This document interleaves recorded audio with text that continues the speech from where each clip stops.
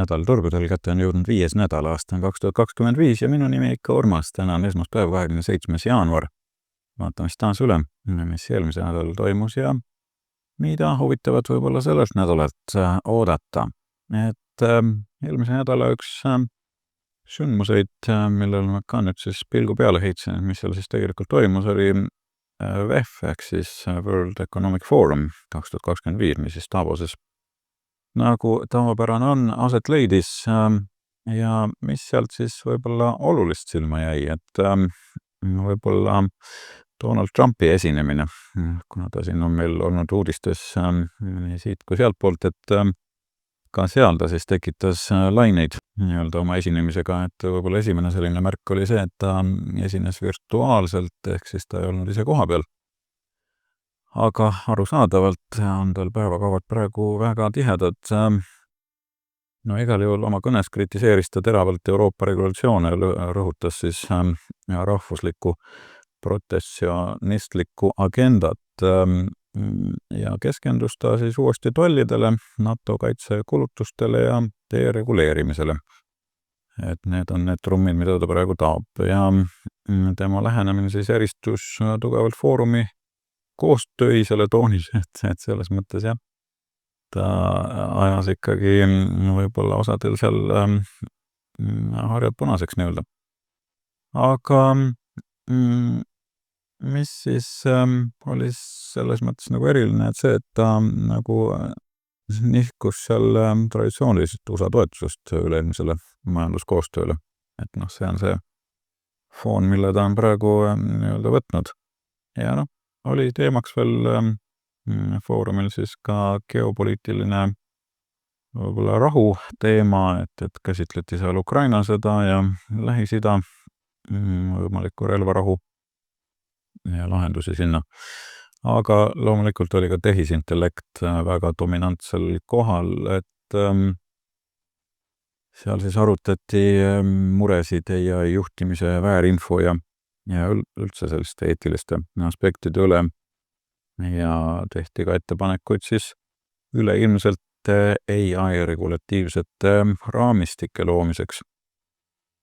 No, miks siis näis, kuidas nad üritavad siin AI-le päitseid pähe panna, aga sellised teemad siis käsil on, et ja loomulikult siis ka USA administratsiooni soovimatus seal kliimaregulatsioonidega kaasa minna, et teatavasti ju president Trump siis astus taas välja Pariisi kliimaleppest, et noh, sellist vastuolu tuleb järjest ja sellest oleme ka oma astroloogiaabi kanalil ju rääkinud päris palju, et seda deglobaliseerumist ja võib-olla rahvuslust ja kõike muud tuleb aina rohkem mängu. Ja mis võib-olla veel, et avalikke proteste oli ka sellel korral oluliselt rohkem seal Davose ümber kui tavapäraselt, et noh, sealgi on näha, et rahva rahulolematus ju kasvab.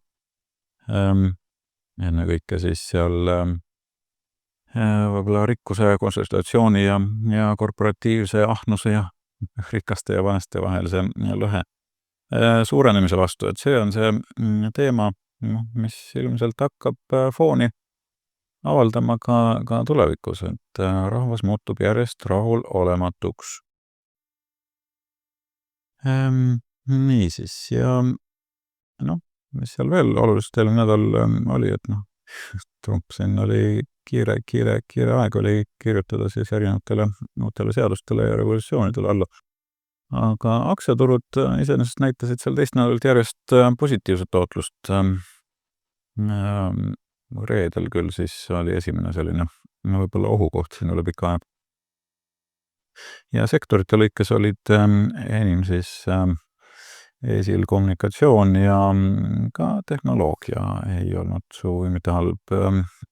Võlakirjaturul USA siis 10-aastaste võlakirjad tootlus langes veidi, lõpetas nädala tasemel 4,62%. Tooraineturgudelt siis nafta hind jätkas tegelikult seda langustrendi ja president Trump siis teatas ju plaanides suurendada USA nafta tootmist, kutsudes ka OPEC-it üles hindu alandama, aga siit on tulnud hoopis teistsuguseid signaale nüüd, kus OPEC tegelikult tahab ju hoopis hindu tõsta ehk siis tootmist vähendada. Eks me siis näe, kes lõpuks peale jääb, et tegelikult USA on väga suure osakaaluga täna ja ilmselt omab suuremat kontrolli juba kui OPEC või OPEC pluss tegelikult jah, on üsnagi suure mõjuvõimuga siiski, kui me seda laiendatud ringi vaatame. Ja kui nüüd S&P 500 ettevõtete kvartali tulemusi siin vaadata, et siis nendest, kes on seni tulemused avaldanud, 76% on ületanud siis analüütikute ootuseid jällegi. Et keskmine üllatusmäär on olnud 7,4% ja aastane kasumi kasv on oodatavalt 12,7%. Ja veel siin siis S&P teenuste ostujuhtide indeks PMI siis langes jaanuaris 52,8 punktini, jäädes ootustele alla. Samal ajal tõusis töötleva tööstuse PMI siis 50,1 punktini, ületades prognoose, mis oli siis 49,5. Et see on siis nüüd jällegi üks märgiline selline hetk, kus ta nüüd üle 50 punkti läks. See juba viitab võimalikule turu kasvule, ehk siis nõudlus hakkab kasvama. Ja poliitiliselt siis muidugi ta muu hulgas allkirjastas siis täidesaatva korralduse, mille eesmärk on muuta USA tehisintellekti maailma pealinnaks, kutsudes üles looma siis poliitikaid, mis tagavad USA domineerimise selles valdkonnas ja lisaks teatas siis administratsioon erasektori investeeringutest kuni $500 miljardi ulatuses sinna tehisintellekti sektorisse. Ja see iseenesest võib luua kuni 100 000 uut töökohta, et üsna oluline samm jällegi. Küll aga täna tuli siis jällegi uudiseid Hiina poole pealt, et kes üritavad siis vastulööki andma. Et selline ettevõte nagu DeepSeek on hakanud oluliselt pead tõstma ja saavutamas üsna olulist edu selles AI sektoris, pannes proovile just USA tehnoloogia hiiglaste seni tugeva positsiooni. Et see Hiina ettevõte on loonud avatud lähtekoodiga AI mudeli, mis on siis tõestanud, et kõrgtehnoloogiline innovatsioon pole enam ainult USA eelis, vaid ka globaalne võidujooks. Nii et siin tasub tähele panna järgmiseid võib-olla nüansse, et DeepSeek on siis kuluefektiivsem, ehk siis tunduvalt odavam, on avatud lähtekoodiga. Siin võib siis eeldada ka selliseid globaalseid tagajärgi ja ka turušokki, mis on täna juba ilmselgelt turge raputanud. Ja võib-olla siin taga ka siis poliitiline majanduslik mõju, sest et Hiina ju teatavasti tahab siin saada 2030 aastaks AI valdkonnas maailma liidriks. Nii et see sõdagi on käimas nii-öelda selles tehnoloogiasektoris või üldse tööstusrevolutsioonis või kuidas me seda siis iganes nimetame. Nüüd, mis siis eelmisel nädalal siin turgudel toimus, et siit on siis näha, kuidas erinevad sektorid siin käitunud on, et sisuliselt Russell 2000, mis on small caps ettevõtted, väga tugevat taastumist siin tegelikult viimasest põhjast ei teinud, et circa 50% peale jõudis siin. Ja üsna vastupanu lähedale jõudis ka Dow Jones. Ainus, kes siis tegi uue tipu, oli S&P 500 ja siit tuli ka lahknevus sisse, nii et ja lahknevus ka teiste indeksite suhtes, nii et selles mõttes see näitab päris tugevalt, et turg hakkab korrigeeruma ja seda siis täna hommikul juba näha on olnud. Ja siis Nasdaq samuti ei suutnud teha siit kõrgemat tippu. Et selline seis siis üldiselt, kui indekseid vaadata, et CMS küll andis siin võimaliku signaali, aga kuna ta on nii tugevalt juba siin võimaliku tõusutsükli siin lõpus, et võib-olla, et see signaal seekord ei ole pädev, et me vaatame ikkagi teisi märke ka ja vaatame ka meie prognoose. Loomulikult, et tasub vaadata siis pöördepunkte näiteks. Et viimane pöördepunkt oli siin 23.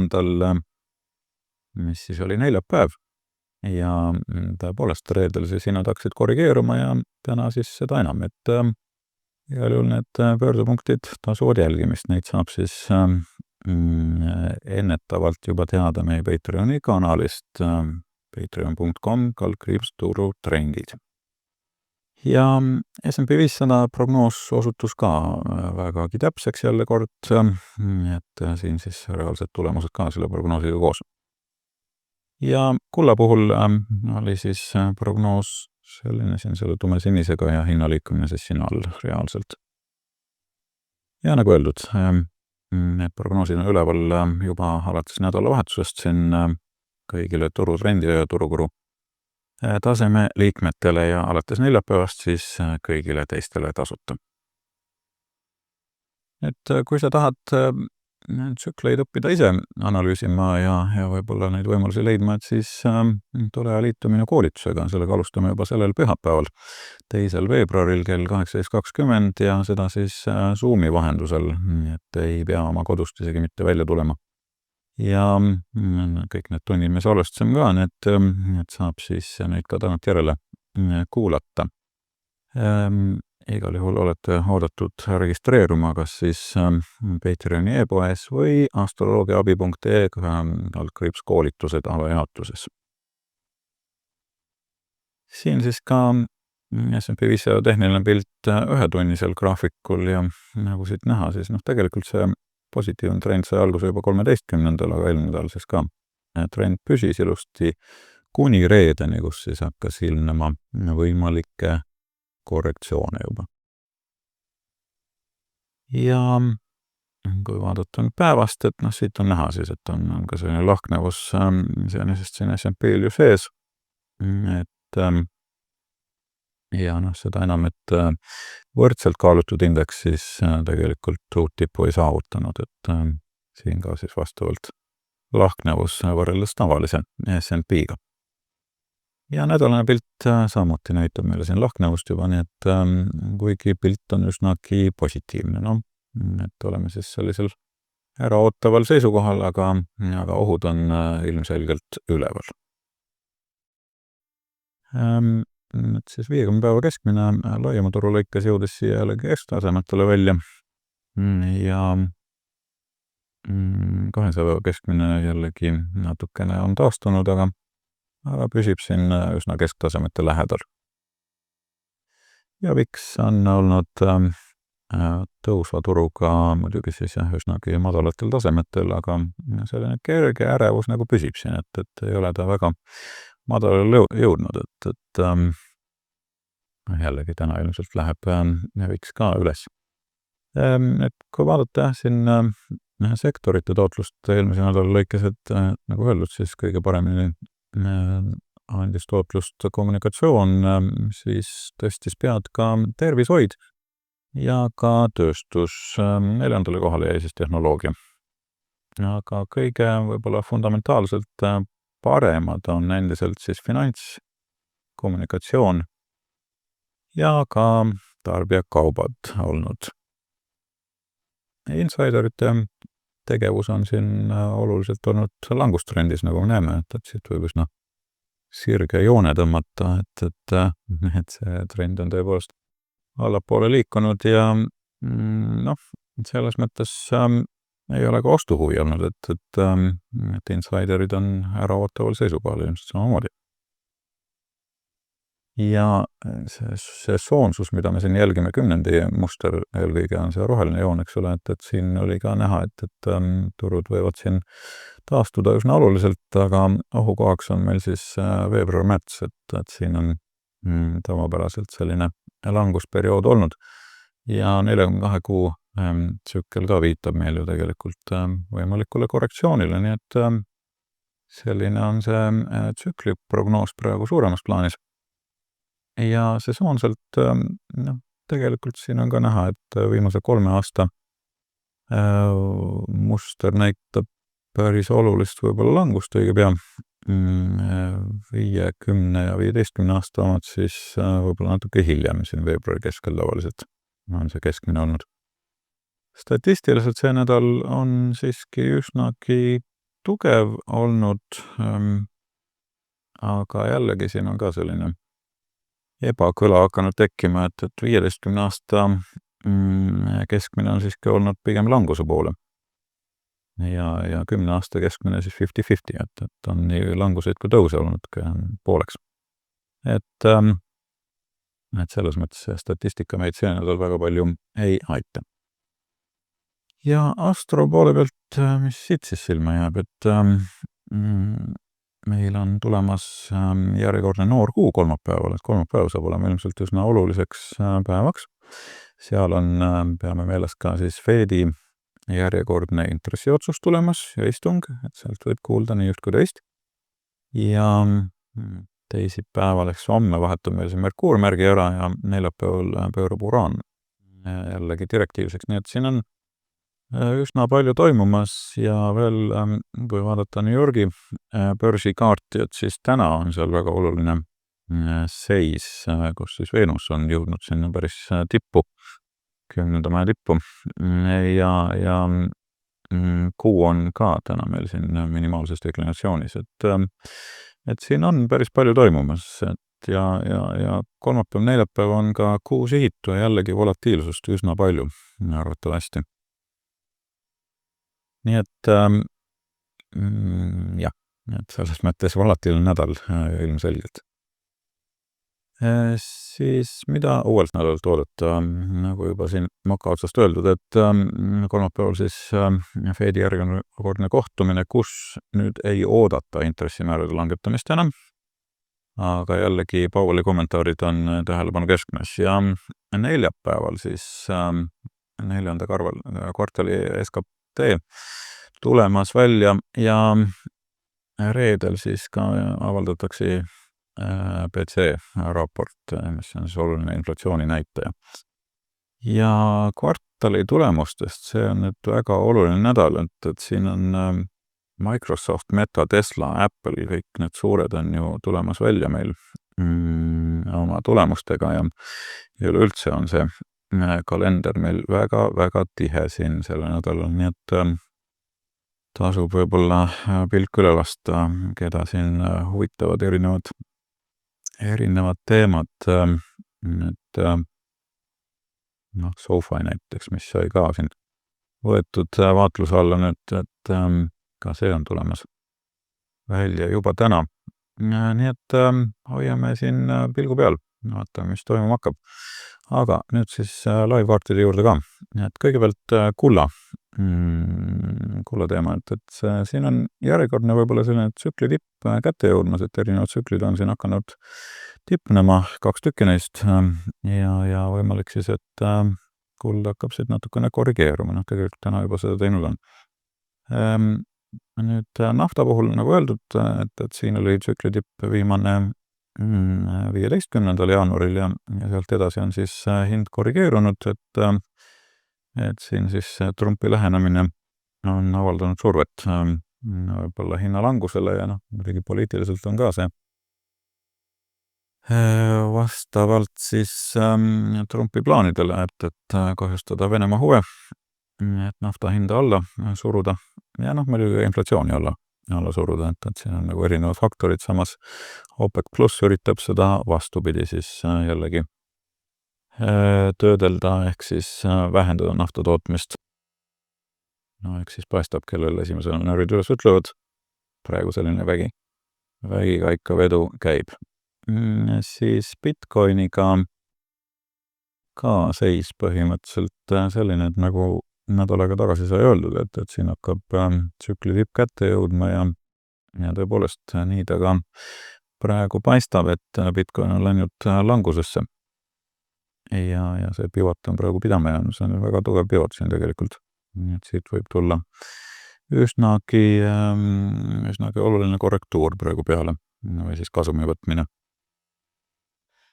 Ja vaatame siit veel suuremaid, mida me jälginud oleme, et Apple'i puhul praegu on trend ikka endiselt negatiivne ja seal on ka omad põhjused, et Apple'i IPO kaardis on praegu üsna pingelised seisud, nii et selles mõttes see ilmselt jätkub siin mõnda aega. Amazon ilmselt on siin nüüd järjekordne tipp kätte jõudnud, et ka Amazon võib hakata korrigeeruma päris oluliselt, Google sama seis põhimõtteliselt. Metaga samuti uus tipp ja võimalik tsükli tipp ka kätte jõudnud. Microsoft on natuke selline leebim, et siin on ka võimalik jah, et ta läheb selle üldise turuga kaasa. Nvidia viimane tsükli tipp saabus juba 6. jaanuaril ja senimaani on ta siis olnud pigem languse faasis. Netflixi tipp saabus siin kolmapäeval, 22. ja Tesla ka üks olulisi siis, mis õige pea oma majandustulemused ju avaldab siin kolmapäeval. Et jälgime hoolega, sellepärast et viimane tsükli põhi oli siin 2. jaanuaril ja sealt on ta siis olnud nagu kerges tõusufoonis, aga kuidas siit edasi reageerib, eks siis seda on sellel nädalal näha. Nii et Palantir samuti tsükli tipp on kätte jõudnud ja reedel ka siis üsna oluliselt oli näha, et karud on hakanud võimust võtma, et siit enam päris uut tippu ei tulnud, et pigem oli siis languse poole. PayPal, siit oli juba turutipp ära 17 ehk eelmine reede nädal aega tagasi. Nüüd Sofa, jah, mis sai võetud vaatlusele, sealgi tuli reedel tipp kätte, nii et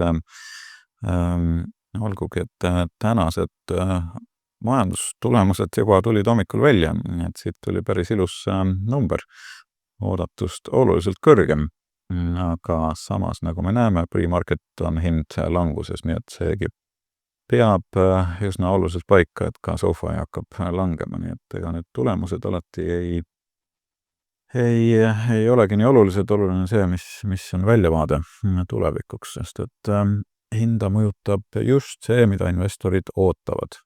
Ja Lululemon on üks väheseid olnud, mis on siin võib-olla ka tõusvas tsüklis, et siit ei ole veel näha olnud sellist tipu saabumist, et igal juhul hoiame silmad lahti ja vaatame, kuidas see siis ka käitub. Nii et sellised mõtted uueks nädalaks. Ma loodan, et sellest on abi taaskord ja kui on ettepanekuid või küsimusi, siis need võib julgesti kirjutada kas video alla või saata emailile urmas@astroloogiaabi.ee. Mina aga tänan, soovin teile kõigile edukat nädalat ja pidage siis vastu. Kõike head!